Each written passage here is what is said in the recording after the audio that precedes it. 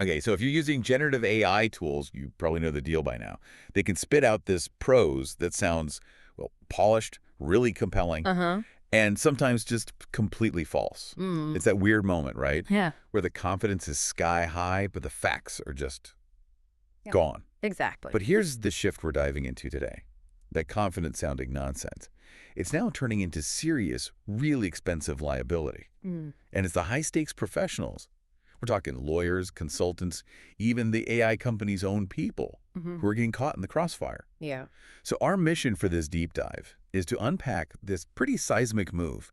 These AI hallucinations, they've gone from being just a quirky tech issue Mm.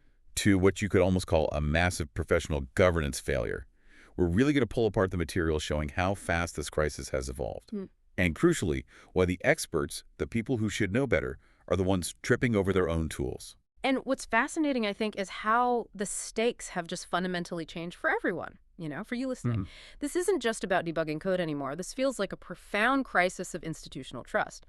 When big organizations start relying on these AI tools without that robust human diligence, Right. that factually incorrect output, it becomes a systemic risk. It's capable of destabilizing legal filings, financial reports, public credibility. The core question really is, has our reliance on the tech just outpaced our human skepticism? Okay, let's anchor that idea with some cold, hard facts. Specifically, these three major incidents that have recently slammed into the headlines.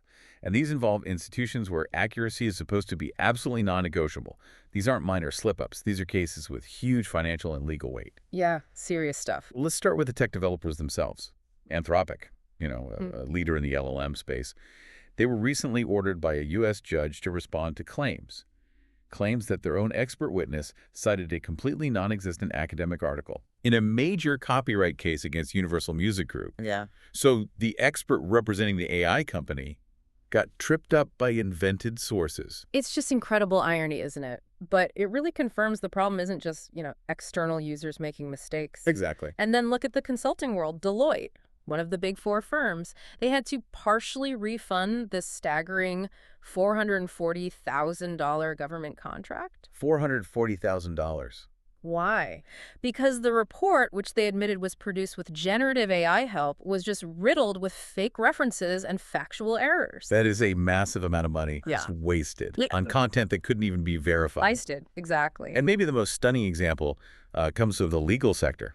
Can you imagine lawyers suing Walmart in a Wyoming court, and they were forced to admit that nine different legal precedents they cited in their official filing were completely fabricated, 9 cases. all just invented or hallucinated by their internal AI system. When you look at these three together, Deloitte, Anthropic's expert, the Walmart case, what really stands out is that common thread. These aren't random users messing around.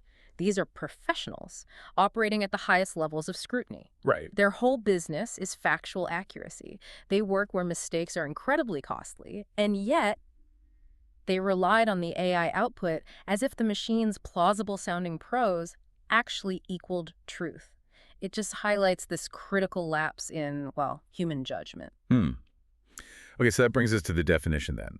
If the AI isn't actually trying to deceive us, why should the consequences be so severe? What exactly is an AI hallucination, and how is it fundamentally different from, a human just making a mistake? Yeah, that's key. We often talk about AI lying, but that kind of suggests intent, doesn't it? It does. When a large language model like the tech behind Claude or ChatGPT, when it hallucinates, it's not being malicious. It's actually performing flawlessly on its core task, which is predicting the most statistically plausible next word in a sequence based on its huge training data. Right. It's a pattern machine.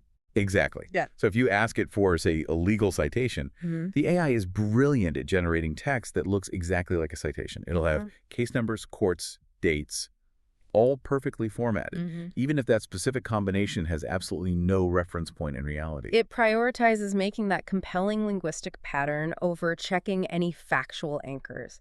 It doesn't know facts, it knows patterns. Okay. And that is the crucial distinction when we talk about organizational accountability. A human error. That's usually an individual, maybe an isolated mistake. But when you systematically integrate and then rely on AI tools that inherently prioritize plausible language over factual truth, and that content gets used in these high-stakes environments, Well, it stops being just the simple mistake. It scales up. It becomes a systemic organizational failure. It can corrupt contracts, it can poison legal defenses, or undermine millions in consulting fees like we saw with Deloitte. And this is why we really have to frame this issue correctly. This isn't some curiosity of computer science anymore. This is a crisis.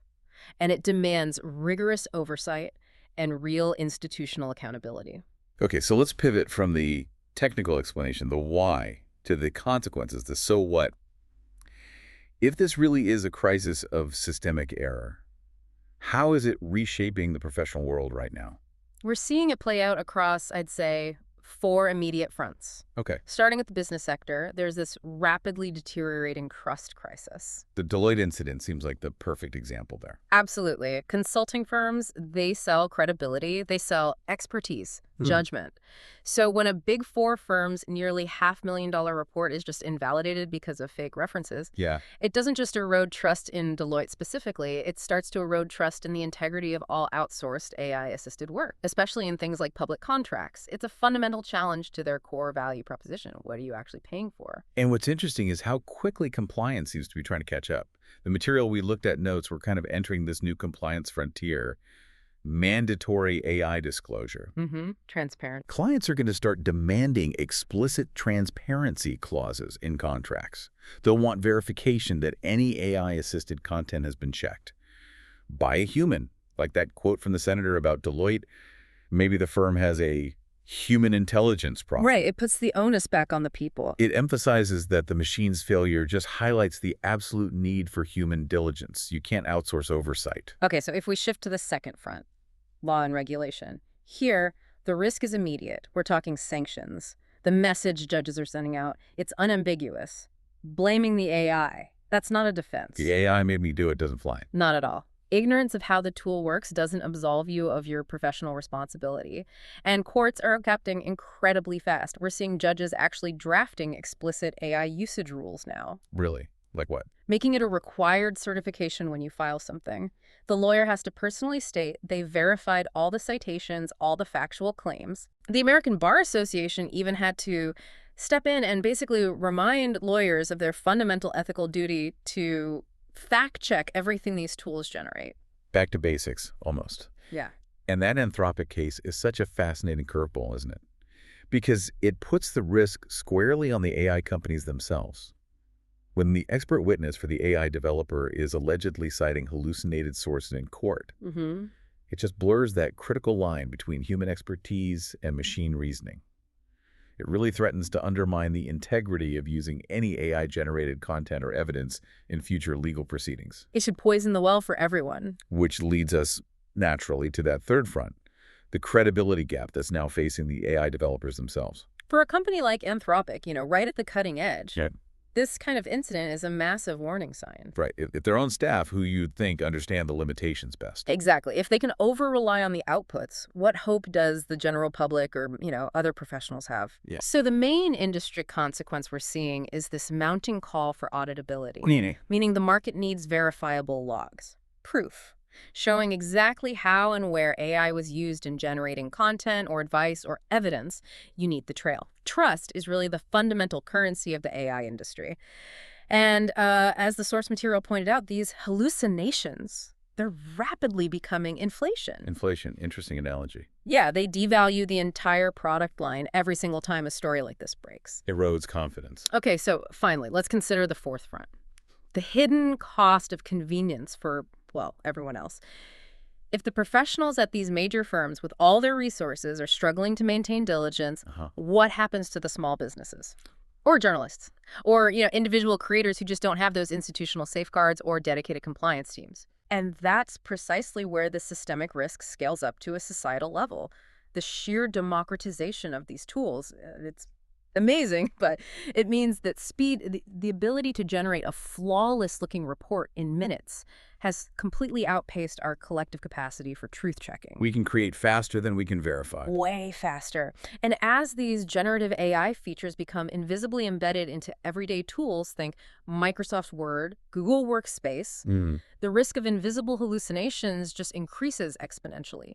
You might be relying on something generated by AI without ever even knowing it. Because that non-existent source or fake fact looks perfectly legitimate inside your trusted word processor. Exactly. It looks normal. It feels normal. So what's the broader societal impact then? It's a slow, steady, and kind of pervasive erosion of what academics call epistemic trust. Epistemic trust. Okay. Yeah. Basically, our shared confidence in what is written, what's cited, what's claimed in both public and professional spheres.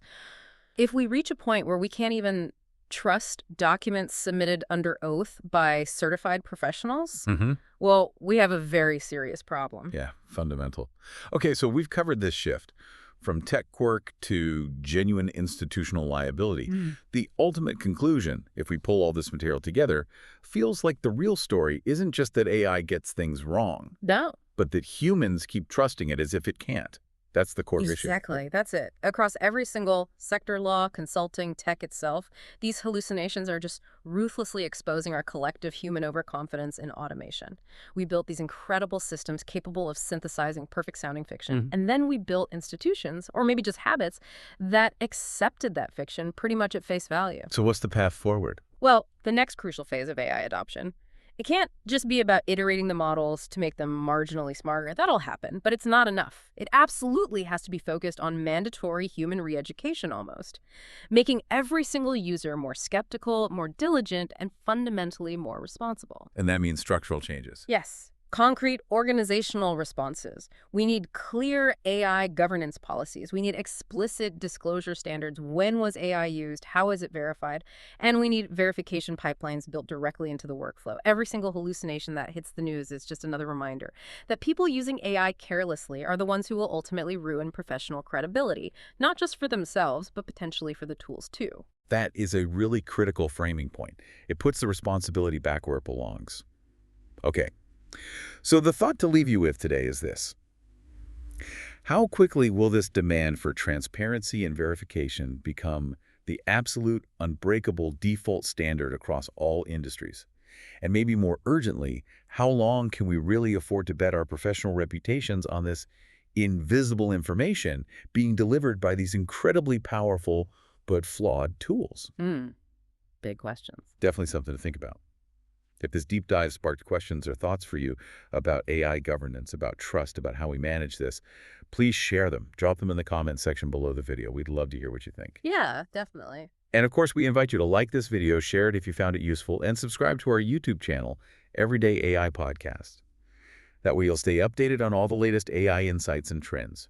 Oh, and turn on that notification bell so you get alerted when new videos are released. Don't miss out. Thanks for diving deep with us today.